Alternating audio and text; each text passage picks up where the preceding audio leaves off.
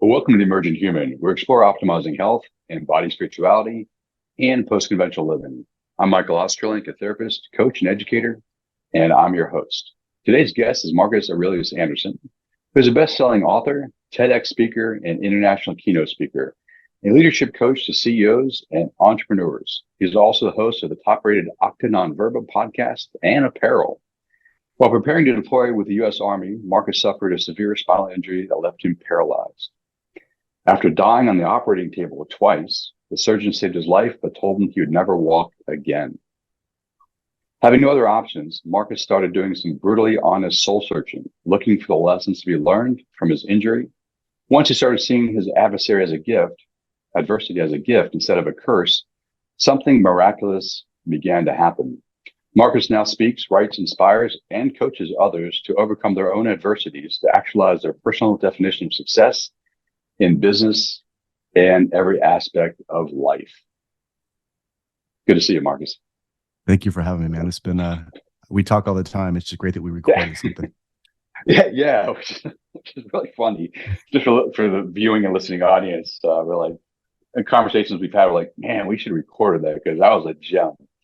But we'll get a lot of gems from you for the next little period of time that you and I are talking. Oh, look at that. Oh, excuse me. Sorry. It's just my kinetic drink here that I'm popping open for this conversation. So that's awesome. Are you enjoying those?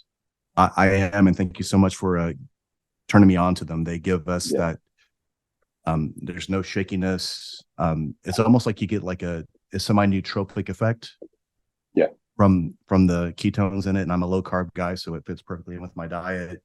And this is the flavor I haven't had yet, which is the strawberry peach. And I'm excited to imbibe. Man, your mind's just going to explode for the next 30 minutes. That's awesome. I was going to say, on the ketones. Let's record everything now before we forget everything. Exactly.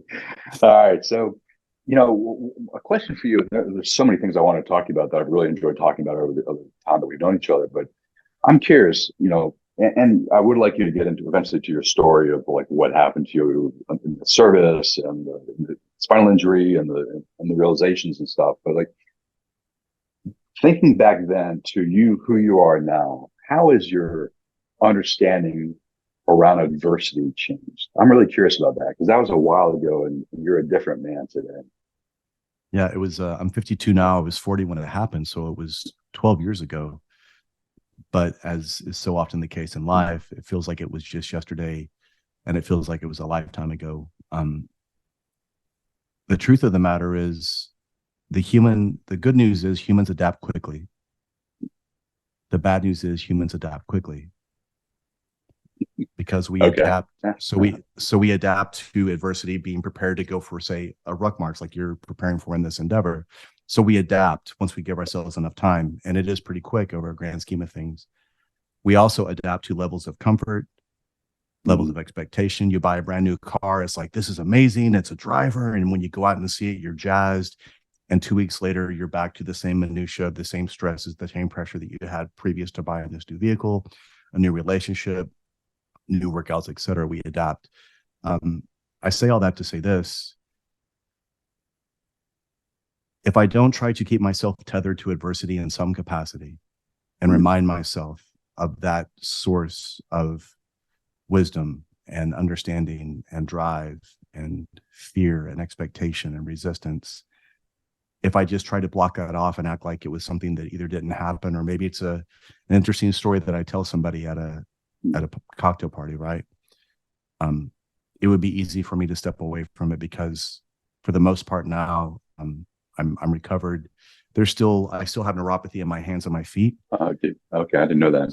So I still have. That's why doing martial arts and doing tactile physical things that require dexterous capacity, motor skill, proprioception, all these things are so key. That's why I'm keto also, because of all the inflammation in my body from my injuries. Being keto and reducing carbohydrates pretty much in general for me has allowed me to be able to ruck. It's allowing me to be able to do David Goggins 4x4x48. I have a friend that I just committed to today that I'm going to go do Kilimanjaro with him next year. Oh, sweet. Okay. So nice. So nice. Again, so we have to have these adversities that we intentionally go and seek out. and look for them. Having said all that, just because I wrote a book on the gifts of adversity doesn't mean that adversity does not come in. Stephen Pressfield, he's my favorite author. Got to meet him. I get to call him a friend now. I've had him on the show a few times. Yeah. When I was in Los Angeles last time, we had breakfast and we just sit there and talk shop. And he's humble and approachable and amazing. But he says, just because I wrote the War of Art and all of those books that came after it, he says, I still deal with resistance every day. I still deal with self-sabotage. I still deal with denial. I still deal with self-doubt. Every time he starts a book, he wonders, man, what if nobody listens to me? Nobody reads this book. What if I don't sell any copies? But that's the gift for him, because that makes him understand. That's the indication that he's on the path. So to me, adversity is a gift. It was back then, but it's even more of a gift now, because we shouldn't be surprised when we find adversity.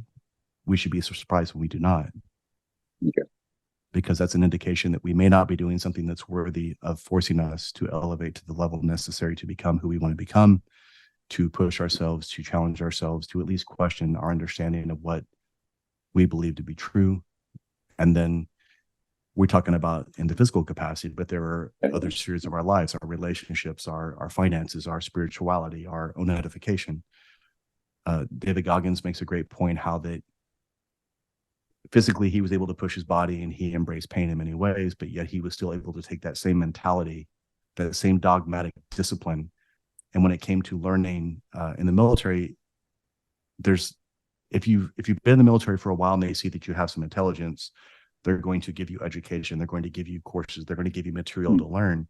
So if you're given a field manual and it's written not very well and it's not very easy to understand, that's what he said. He's like, I'm stupid. I have to write all this stuff down. So he would get his notebook and he would write it down over and over and over again, because he understood repetition is the mother of skill and wisdom.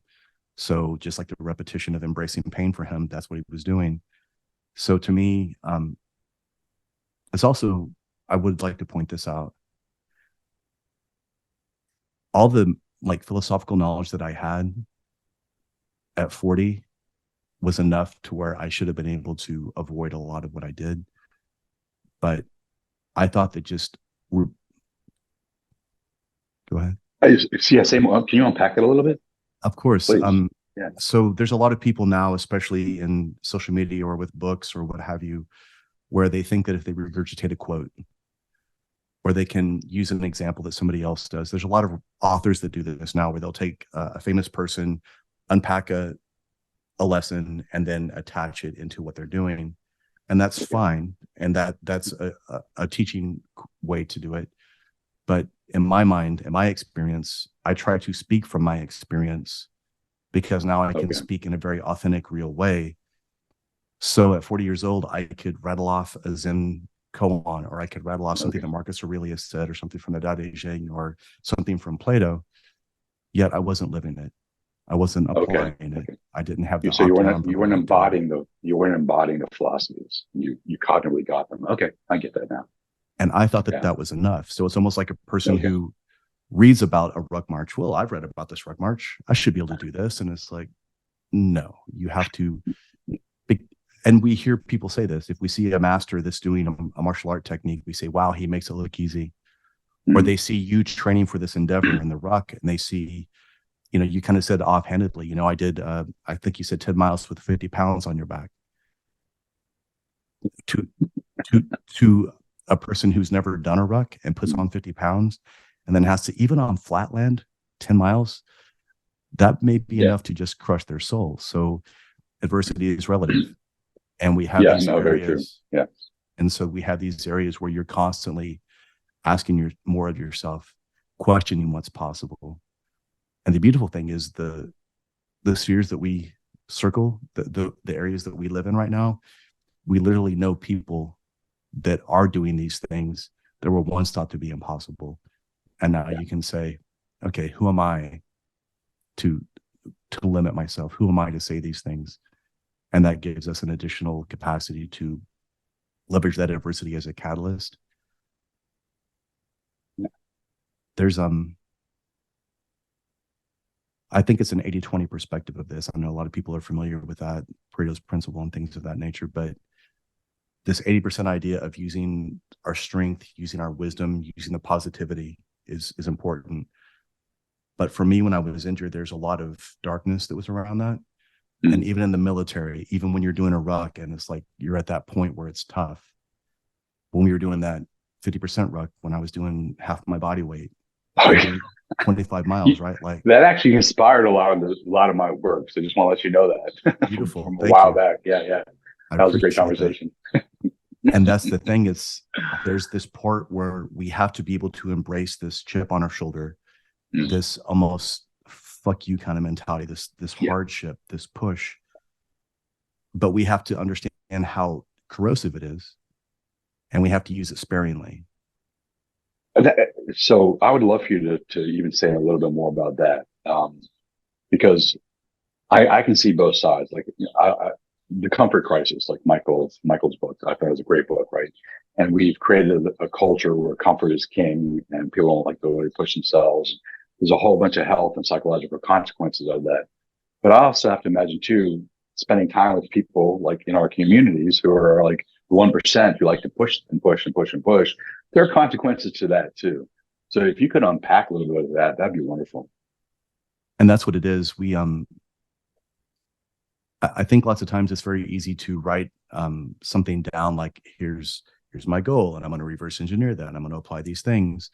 But there will come a point if we're doing something that's difficult that we question, that we wonder, or that we get in our own mind and we make it more difficult than it needs to be. We kind of push on the brake ourselves, right? In the military, they would always say, stop putting more stuff in your ruck than what you need. Stop carrying shit that is not going to serve you. And so many times, the first time I did Goggins 4x4x48 challenge at hour 28, after not getting a lot of sleep, you're running 4 miles every 4 hours for 48 hours. And it's in March. So it's like freezing drizzle outside. I'm cold. I'm tired. I'm stiff. And my body's like, what are you doing? Even that first mile of getting my ass out of bed and running at 2 a.m, I could feel myself literally slowing myself down. It's like, you're already out of here. You're already cold. You already have on your shoes. You're already here. Just go. But even then, sometimes we allow ourselves to get in our own mind. We negotiate with that terrorist in our head. And then finally, after the first mile, I was like, shit, just go. You've got this. This is what it was. That was the breakthrough. But I had to use some of that darkness also. So for me, the darkness was, I was raising money for that Stop Human Trafficking Coalition in Central Missouri. Oh, great. Okay. So you nice. attach a charity behind it, correct? You attach this intention. Also, I was on Instagram on my stories filming it live. Okay. Wow. Okay. So I had accountability, because that Yeah, timestamp's on there no matter what time you start. Yeah. So that kept me honest. And the other part was, I'm doing this to help other people, but I'm sitting in a warm bed complaining that I'm in this safe, warm bed in this safe environment, and that I have to get up and do a little run. It's like, the people that I'm raising money for are not safe. Okay. They're not in a home where they're able to do those things. They don't even have the freedom to do this thing that I'm complaining about. And even when that was not enough, I would just remind myself back to when I was 40, when I was paralyzed, and I would say, man, I would have given anything to do this back then. Really, I'm going to sit here in this moment and complain. Was there a moment when you had the back injury and the doctor said you're not moving anymore, you're not walking anymore? Was there a moment that switched in your mind, like, oh no, that's not true? Or was it a series of moments? And was it like a self-conversation? Was it an aha moment? Was it a conversation with God? Like, how did that emerge for you that shifted your whole mindset and body set and led you to do what you're doing today? Yeah, so as we understand Kubler-Ross, there's the 5 stages. There's denial, anger, bargaining, depression, and finally acceptance. First of all, I was a soldier training for the light infantry. I was with 10th Mountain. We were getting ready to deploy. So we talked about that chip on your shoulder. Mm. For that first week, when I was in the ICU, when the doctors are like, listen, you're never going to walk or use your hands again. You're paralyzed from the neck down. This is what your life is. I mean, it was like pushback. I was like, no. I was like, you already told me that I passed but I died on the table twice, right? So I'm going to walk this thing. I'm going to walk this off. And for the first week, I was in that. And for the first week, I was like, tomorrow I'm going to get better, or tomorrow I'm going to feel better, or tomorrow I'm going to move. But once I was out of the ICU and they took me back to my base and they were like, okay, we can't put you with the regular guys. We have to put you with the warrior transition unit. We have to put you with these other areas of people that are broke. That's when it became very real for me. That's when I was in that anger. So I went from denial into anger. And then I stayed in anger for a long time, because the liaison between denial and anger is this understanding of regret. Mm. The realization that I'm angry because, man, I had so much other things I wanted to do with my life. I thought of all the other things that I was going to do. Okay. All the things that I was naturally gifted at doing that I took for granted all the time. I thought about every time I took a nap or binged on Netflix, and like regretted all of those moments that I would have given anything to have back. Being in that place put me back into that understanding of, I have to accept this, but man, I don't want to, because it's not fair. So I went into the third stage, bargaining. Why is this happening to me? Why is the universe? Why is God doing this to me? This isn't fair. Why is everybody else getting away with murder? Why are all these people screwing people over for money? Why are these political things happening? And I'm trying to do the right thing for the right reasons, and I'm being punished for it. But again, adversity doesn't give a shit about my opinion. It doesn't care. Yeah, right. So I have to accept it for what it is. And we never go through the stages neatly. Yeah, right. It's never smooth. We always go back. I went from denial to anger, anger back to denial, anger, bargaining, back into denial, just kind of juxtaposing all those things. And then once I was able to figure out that this is where I'm at, that was where I was at 4 months, when I finally was just like, okay, this is it. This is where I'm at. This is my life. If this is the truth, and I can have this radical realism and honesty and accept the reality, only then am I going to be able to begin to have any chance of either recovering, if that's even possible. But I let go of that. I let go of any hope of recovering. I just surrendered completely. I capitulated. Once I was in that place, that's when I was saying, okay, what can I control? My thoughts. Well, even then I couldn't, because I was still being a victim. I was still angry.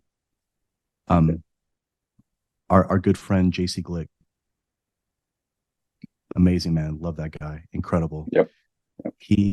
When he was on my podcast, he made a differentiation, which I love. And he says, in combat, there are victims and there are casualties.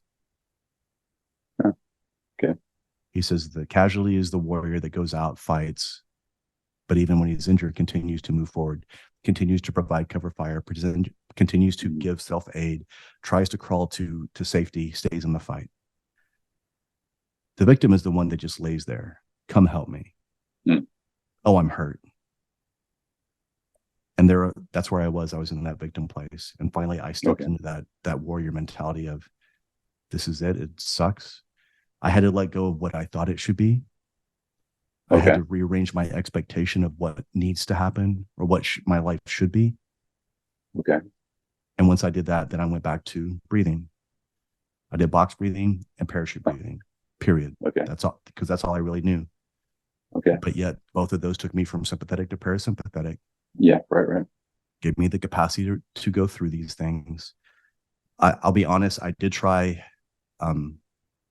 mantras. I did try, thinking a lot of these things that I'd read before, and it didn't do anything for me. And the fact that it didn't work angered me more. Wow. Okay. All right.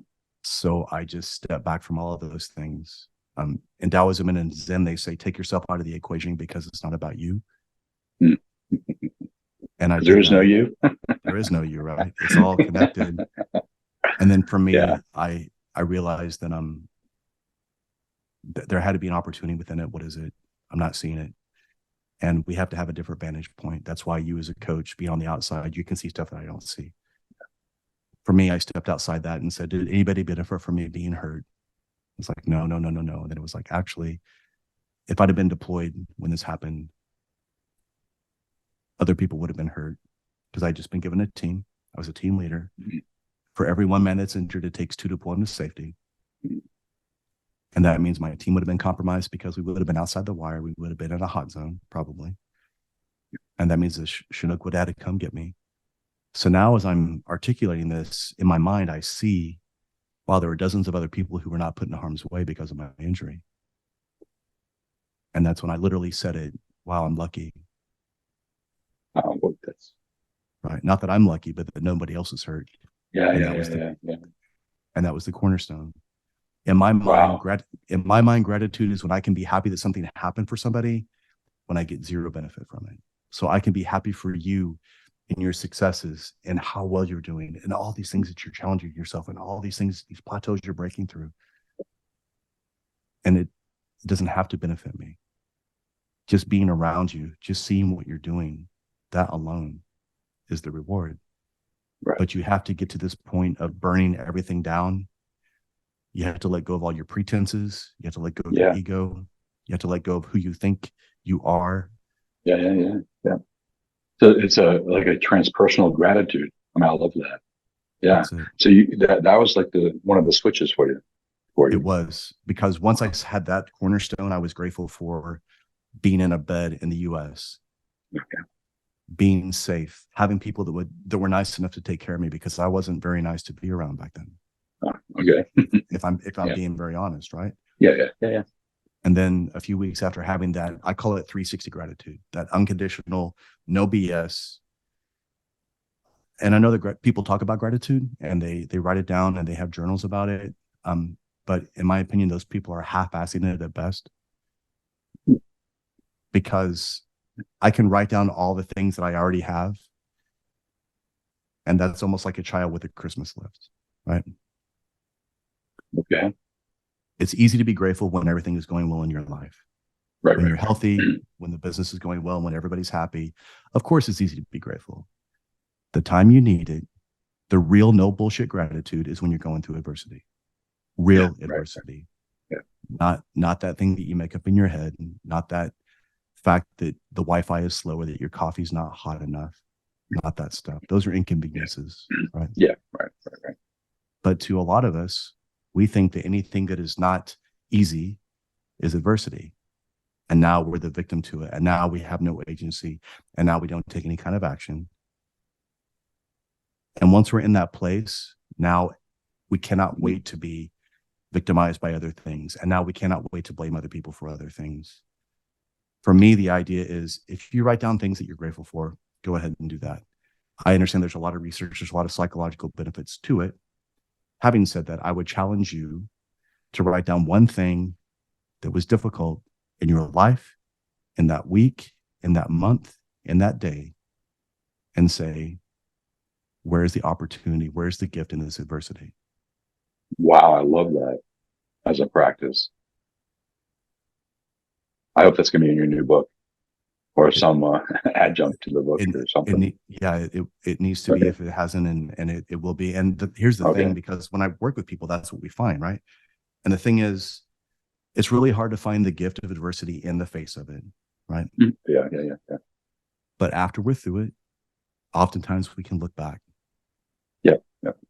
We have that hindsight, right? And okay, I'll give you a physical experience. You're going through a hardship. You're going through the last 5 miles of that ruck that you're getting ready to do.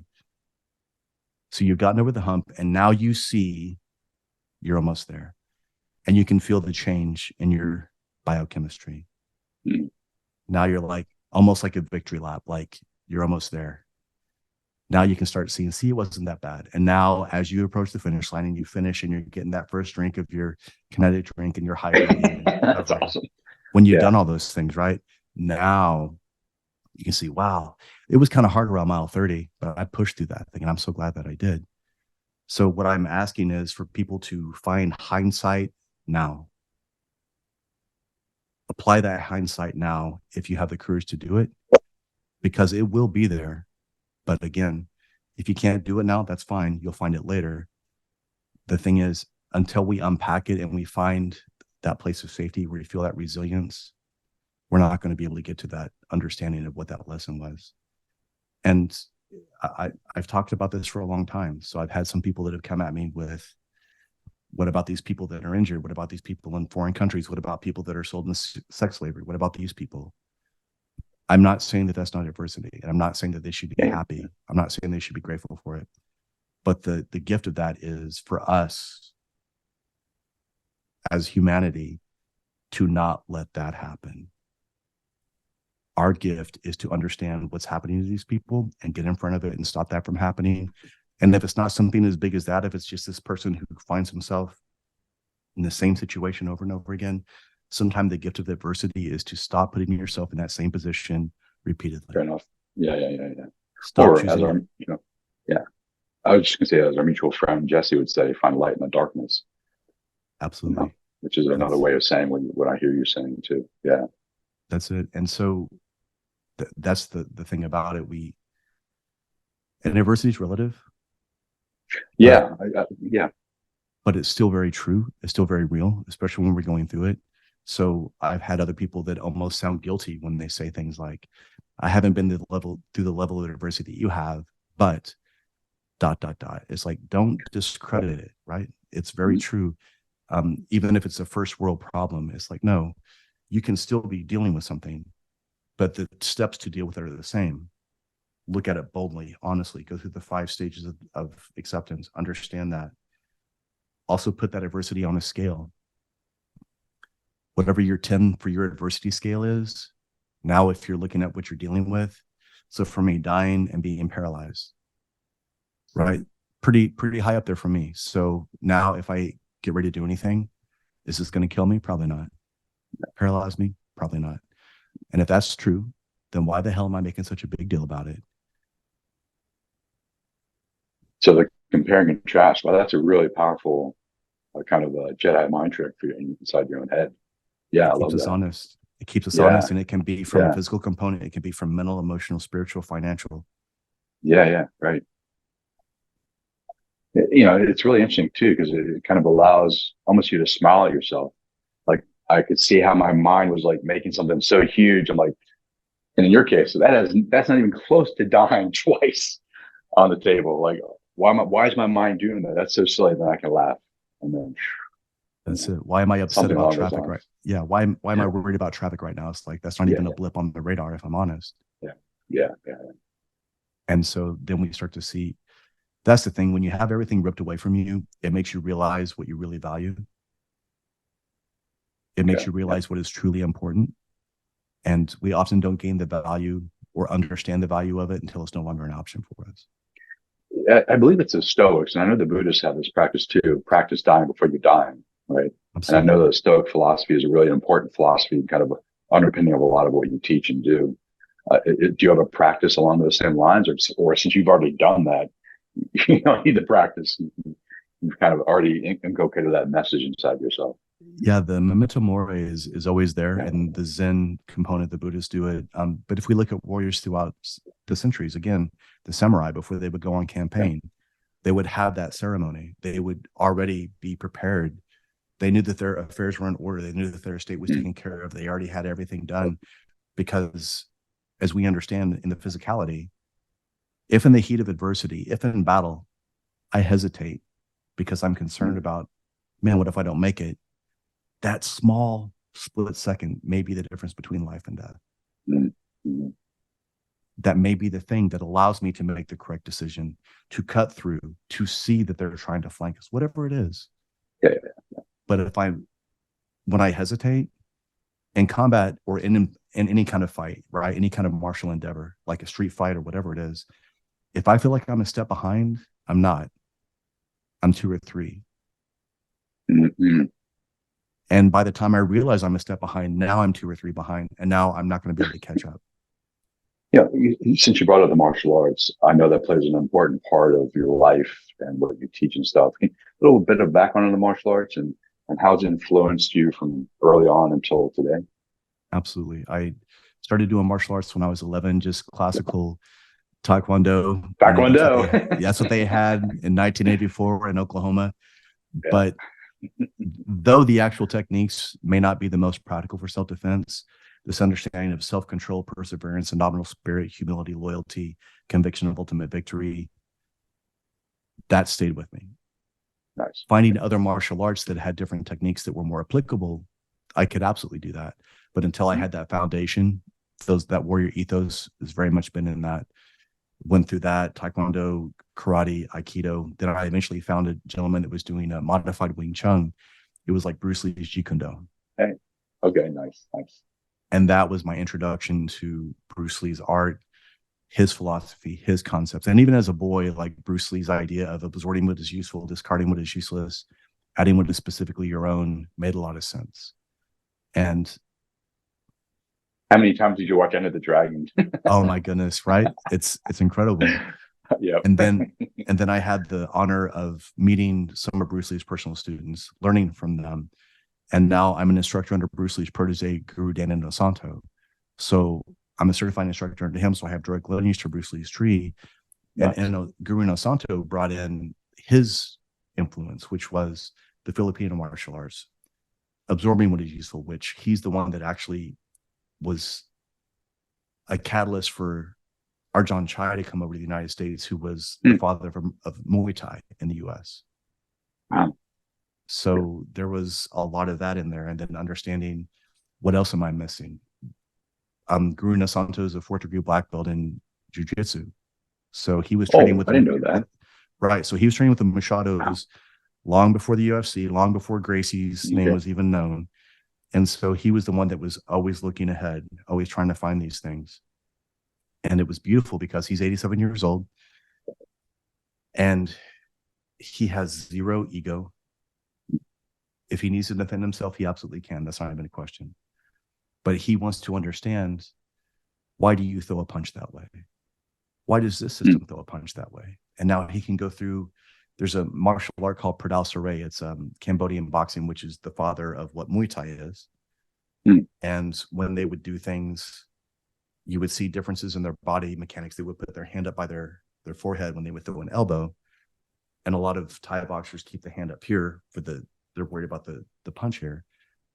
And Master Amre Ban is the person that is his instructor, who fought in Cambodia, had over 300 fights, survived the Cambodian genocide. His family was wiped out in a Cambodian concentration camp. So again, this man has forgotten more about actual combat than we've ever learned. And he says, if I'm close enough to throw the elbow, that means the guy's close enough to throw it to me. So I have my hand up here so I don't get caught with it. So something as small as that, right? And then you go through and understand the history. It's called Cambodian boxing because the entire continent used to be called Cambodia land. And then, right? And then there's a war. And now this line says this is actually Thai. This is called Thailand. This is Cambodia.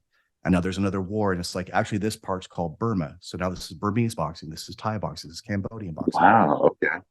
But if you go to Cambodia and you go to one of their, you look at their pyramids, you see people from the 12th century throwing elbows, trying to pull out their swords. And that's what the elbow was for. They would put a blade on the end of it and lean into you to push you away, to give them the ability to draw. Okay. Right? Fascinating. Okay. So when you take an art and it's something that's functional and pragmatic, and then you unpack why it's doing why it does what it does, it makes that much more sense. And now you have this much deeper, more robust understanding and appreciation of the art. So to be an instructor under Guru Nasanto, I have to know Thai boxing. I have to know Cambodian boxing.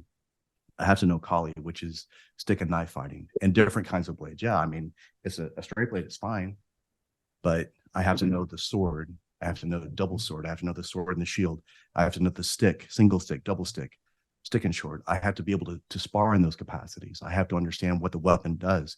I have to understand the psychology of a person that sees a weapon. I have to understand all those things in addition to Bruce Lee's martial arts, Jeet Kune Do, the trapping, the Wing Chun, right? And then jiu-jitsu. He wants you to be at least a blue belt in jiu-jitsu to be able to get to these places. And then when you go to an instructor camp with him, and it's just the top instructors in the world, and he says, okay, so we're going to start out here with double sword. You're going to go through double sword together. You're going to go through a disarm. You're going to disarm this person. You're going to go into kicking and punching range. You're going to go from that disarm. You're going to go for the takedown. You're going to go into the submission. And then the person, once they're about to be submitted, they draw their training blade. And now we reverse order. And now you have to defend yourself in the process of that. So you're walking inside of all ranges, outside of long ranges in real time in a like environment where they're putting some stress on you. That's a great training environment. I mean, that's really, really good. Reality-based fighting. It is, and yeah. And it's also controlled enough to where, like, okay, speakers, right? We see people that say, "Hey, I want to speak," and then you put them in front of 10 people, and that adrenaline dumps, and they're not used to the nerves, and they're not used to it. Now they're dry throat. They forgot what they were going to talk about. That's okay. That's natural, but we have to get acclimated to it. So you could simulate a certain amount of adrenaline dump by having that person actually videotape themselves with their phone or videotape themselves on Zoom, act like they're speaking to somebody and look at that. And now they can get a mild adrenalized state to deal with that. That's what we're doing out there. We're doing it with a little bit more intensity, but at this level, you should be able to do that. So that's the goal. I love it. You'll appreciate this. I was an assistant Krav Maga instructor for a law enforcement class a million years ago. And the police officers hated when I went to SEAL Fit. So I'd go there for a week to do my teaching and coaching and stuff like that. And I'd come back with the crazy ideas. And the ideas were always, all right, for the first 20, 25 minutes of the class, I'm going to burn you out. I'm going to get you so adrenalized and then exhausted. And then we're going to do our combatives. That's real life. Yes. Yeah. Because if you're a police officer and you're chasing someone, you're going to be out of breath. You're going to be tired. You have 3 or 4, opponents. So, it's not like one-on-one. You can take a breath, take your time. Yes. You can probably be exhausted or adrenalized and, like this. So then how do you engage someone from this state or from the exhausted state or some version of the two? So I definitely appreciate the training style and approach. It's the truth. Even with 10th Mountain Light Infantry, I was trained to be a designated marksman. So I was given a 308 round rifle. So it was like a sniper rifle. I wasn't a sniper, but in the team element, if we're taking fire from people over 300 meters away, unless we have like heavy weaponry, there's hard for us to get to them.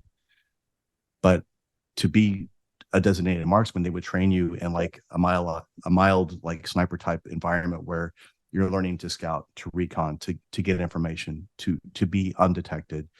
And then everything that we did was a stress shoot. So the first thing you're doing, you're sprinting 100 meters. The next 100 meters, you're picking up your buddy and your buddy carrying him. Then you're jumping over stuff for the next 100 meters. Then right before you get in front of your rifle, you do 20 burpees. And as soon as your last burpee's done, they start counting 5, 4, 3, 2, 1. By the time they get to 0, I have to break my shot and engage that target at over 600 meters, right? What great. That's awesome training, I would imagine, for you. And that's what it not is. Fun necessarily, but perfect. But that's what it is. It has to be, because once you start taking contact, you're going to have that high blood pressure. You're going to have that adrenaline state. And they're teaching us to try to to press the trigger between heartbeats, right? So talk about being able to control your breathing, get behind the glass, be smooth, get to that place, because people's lives are counting on it. Like I have to engage that target so that the rest of my team can maneuver that element and flank this person. So I have to pin them down. And if I'm missing, people die. So it has to be like that. Is that where you first learned box breathing and parachute breathing as part of that training program? I didn't then, because I didn't even understand where I would put it. But the best place to have put it would be at that last burpee once I'm jumping and I'm coming down, taking that breath, letting it out, and then getting to that place.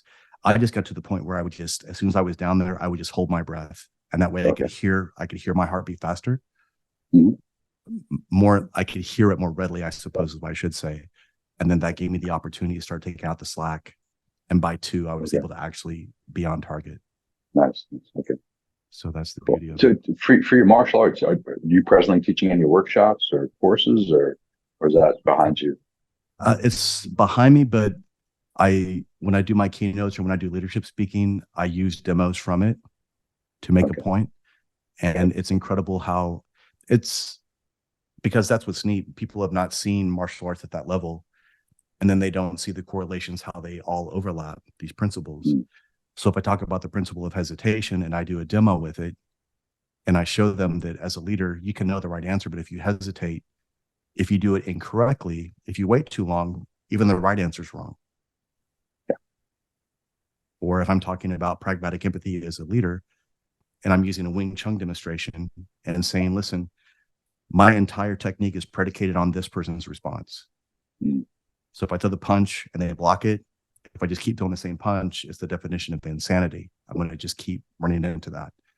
But if I throw that and now I have the ability to feel what they're doing, in other words, if I have empathy for that person as a leader, and I can feel that when I'm trying to give this, it's not landing, and I say, okay, I need to adapt my technique. I need to feel what's going on. I need to put myself in the position of this person that's like, I don't want to work that hard. I don't want to do all this extra stuff. I broke my back last quarter trying to hit our goals. And now you're trying to ask me to do more. What's the incentive for me? If I understand that, and now I can address that, and now start trying to throw the same punch over and over again, I can adapt and I can move. And now I see the openings. And now I make them understand why it's in their best interest and how it serves them and the mission and the culture and the community. And it makes them a better leader and parent. I love your incorporation of martial arts into your teachings when you're on teaching these conferences and stuff. That is awesome. That's all of it. And then when I'm on stage, I'm able to do it quickly, efficiently. And a lot of people, that's what they remember, because facts tell, stories sell, but demonstrations of those things are just burned into your mind. So they remember adversity as a gift. They understand about the importance of hesitation being detrimental. And then they always understand, put yourself in the other person's place. Pragmatic empathy. You have to listen, imagine where they're coming from in a pragmatic manner. When I say empathy as a leader, I'm not saying to let your people walk all over you. I'm not saying that. Yeah. But I'm saying that if I understand where they're coming from, now I can help them understand why we're doing this, or I can help them understand how it's in their best interest, or I can help them understand why we're trying to get to that place. Yeah, actually, this is a good segue to talk about. So you're on stage, giving these kind of presentations, teaching these principles and such. Talk a little bit more about your work. So who are your clients? What are some of the opportunities you've been given to teach these methodologies and ideas and approaches? I gave my TEDx in 2017, long time ago. And that's between that and then the book came out not long after that. So that gave me traction. But what I found was a lot of leaders enjoy this understanding of adversity, like the concept of it. And I was speaking to leaders, but I didn't think about it like that. And so now I go and speak at conferences. I speak to companies, big companies, small companies. I'm speaking at the National Board of Chiropractic Examiners next month. I'm speaking at the Hard Rock Cafe here. I've been speaking. So there's all these things that are going through, but the overarching concept is this understanding of functional leadership, understanding that all leadership begins with self-leadership. And then if I come into a company, I do a workshop with those things. I'm essentially giving them a keynote, but now I'm taking all those skill sets that we just talked about, and now we're applying it right now in real time. And now you're getting these people to connect in a way that they may not have done before. You have this person across from them and you talk about pragmatic empathy, and you start asking like deep questions, and you're asking them to listen and be empathetic. And then you're also asking them to be honest when they answer. And now that creates a connection that a lot of people don't have, or a lot of people haven't experienced today, because when we have this misery device that we call a phone, or we have everything else vying for our attention, the best thing that we can give somebody, right, is our attention, being there, being entirely present. And if we can't do that, it's going to be hard for us to really figure out what's going on. And so I give all those things as a leadership capacity. I talk about the importance of culture, but more importantly, this idea of acts and non-verb actions, not words. If you want to know what somebody believes, observe their actions. So there are some companies that will say, build trust and create culture and all this stuff. It's like, that sounds great, but what happens when there's no trust in the company? What happens when the leaders are not leading by example? And now the people there don't even want to follow them because they don't believe anything that they're saying. Now all these core values that they have is essentially hypocrisy on the wall. Right. And now it has a negative reinforcement. And now these people are like, we don't do that. We don't talk about integrity. We talk about it, but we don't do it. Yeah. And if that's the case, then it leaves us empty. I like you to like segue a little bit too, because you and I've talked about this online. I think this is so important. The things you're doing within the company to help the C-suite perform better and be more effective and efficient, more connected, mission driven, all those kind of good things. You've shared with me in the past, like how this translates into their private lives as well. And that you also help them see that other parts of their lives need some attention, some nourishment. Can you talk a little bit about that too? Please? Yeah, I have these I call it essentially 5 circles, and I have them look at those spheres. And the first circle is relationships, whether it be a relationship at work, a relationship at home, whatever that is. The next part that I have them look at is their physicality. And these things all interlock almost like the ikigai, like they all overlap. And where the center of that overlap is, and that's where we are, that's where that person is. Then we start looking at their business or their financial stuff, whatever that is, if they don't own a business. Then we look at their edification, like what are they doing? What are they feeding themselves to make them better, to educate them? Is it a podcast, a book? Are they going to learn? Are they trying to challenge themselves? And then there's a spiritual component, whatever that looks like for them, right? Yeah. And some people, to them, they say they're not religious, but they're spiritual. They may say they're not spiritual, but they're religious. They may have had something that they grew up in, and now they have their own concept of what that is. Honestly, it could even be a very deep form of philosophy, right? Like Zen Buddhism. You can take that as deeply as you want to. So there's all these avenues on which you can apply these things. But what I have found is, like you said, what happens normally is the CEO or the founder or the co-founder will find me, they'll find my message, and then you start working with them. And what I have found is CEOs that have issues that they don't resolve, they reproduce it in their business. Makes a lot of sense. Yeah. Yep. Right. So classic example, you have a CEO that maybe didn't grow up with a lot of money, and they have this idea about what money is, and they feel that it's we have to win, somebody else has to lose type idea, which means anybody in that financial sphere, a CFO or sales or even marketing, is going to be this very aggressive, adversarial, push kind of thing, because they feel that's what it is. But unfortunately, then that ends up pushing back against them because this is their employee.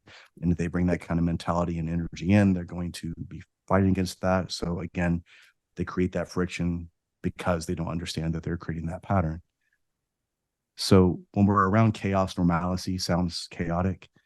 And when they're around normalcy, they want to go back to what's normal for them, which is chaos, right?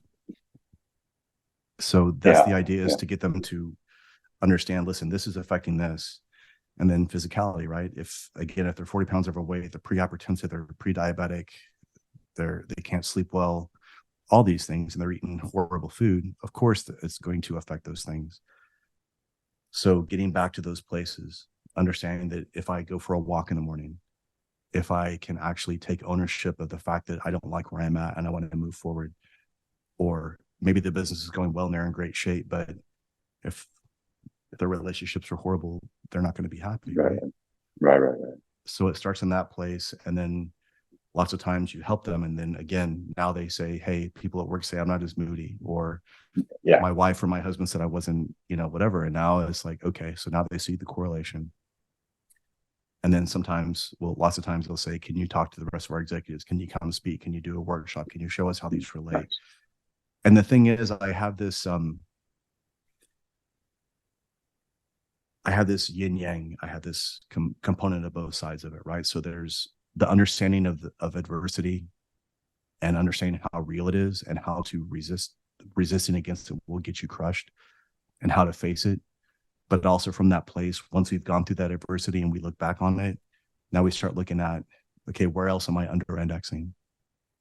Where else am I trying to circumvent this thing, hoping that I can get around it when I can't? Where else am I afraid to look at these things? So to me, it's very much this idea of, like, if I put out a tweet, a lot of people love it because I say something that's very direct and this kind of a punch in the face. But once I've got their attention, now I try to slide in this additional element. And if they want to just take it for the soundbite, great.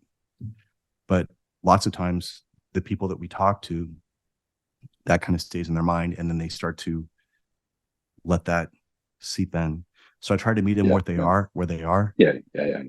But I try to have layers to it as well. And if anything that I say or do, if it helps you, I wanted to do it. So if it's a TED Talk, if it's a book, if it's a podcast, if it's an interview like this, if it's content, if it's seeing me speak, if it's a shirt, whatever it is. But the goal is to start to. Yeah, you put out a lot of great content, which I'll ask you about. Hey, where can people find you? All that stuff in a moment. But let me ask one last question. Well, two last questions. What would you say is like your cutting edge for your own personal development right now? What are you working on for yourself? I'm working on finishing that second book, the Octononverbal book. And it's interesting because writing a book is like one of the most powerful journaling and self-reflective exercises we can do.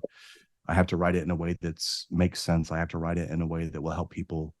And then for me, like the first book that I wrote, I didn't want to write that book. I didn't want to write The Gift of Diversity, but during my third speaking event, and when I was speaking to just a couple hundred people, very small groups. But a woman, we were doing Q&A, and there was an older woman that was pacing in the back of the room. And you've done enough of these things to know that that person wants to ask you a question, but they're afraid to ask you in front of everybody else, which is fine. And when everybody kind of left and I was leaving, she kind of beeline for me, and hey, I'm Marcus, blah, blah, blah, blah, blah. And she just wags her finger and she's like, I want to buy your book. Ooh. And I said, thank you very much. I said, ma'am, I don't have a book. And she looks at me puzzled, and then she looks almost angry. And she's like, how dare you not have a book? How dare you give that conversation, that speech, and have that message and not have a book? Her granddaughter was going through adversity, right? Okay. And she says, well, if you wrote a book, I could buy it, I could give it to her, and this would help her. And the people that I read, the books that I read, Robert Greene, Stephen Pressfield, all these prolific authors, I'm like, there's no way I can write anything that even touches what they're doing. Because in my mind, that's what a book standard is. Yeah. But you have people ask you, you have it happen enough times, and it's like, damn it, I guess I'm writing a book. And glad you did. And for me, that actually, because what was I doing?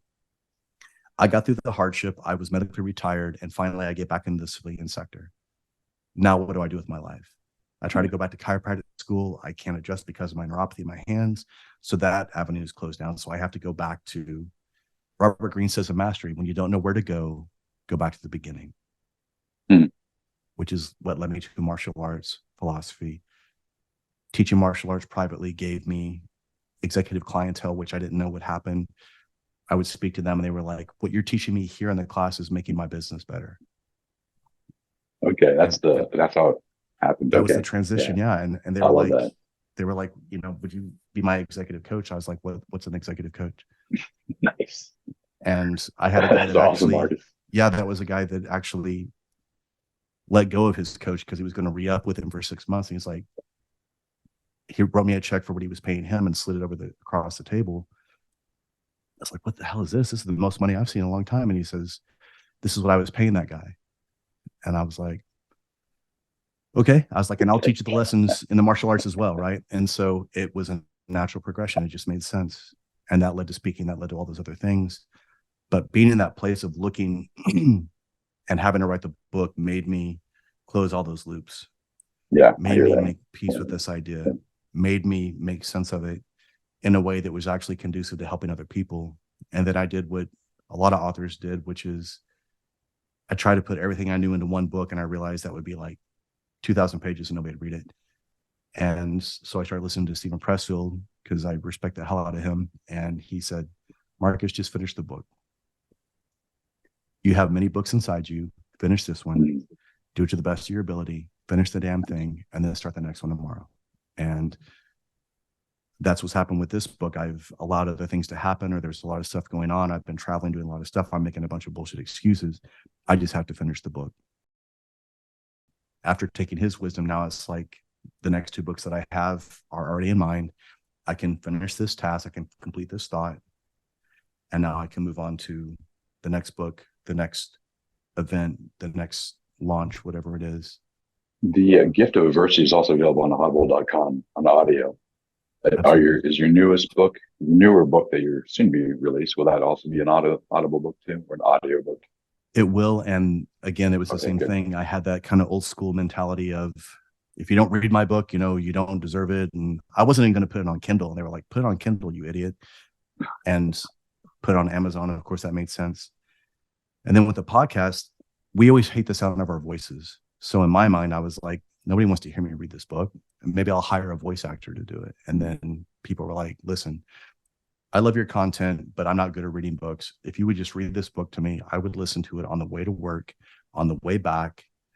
So it's like a 6-hour book. So they get, in 2 weeks, they can actually consume the content. I meet them where they are, right?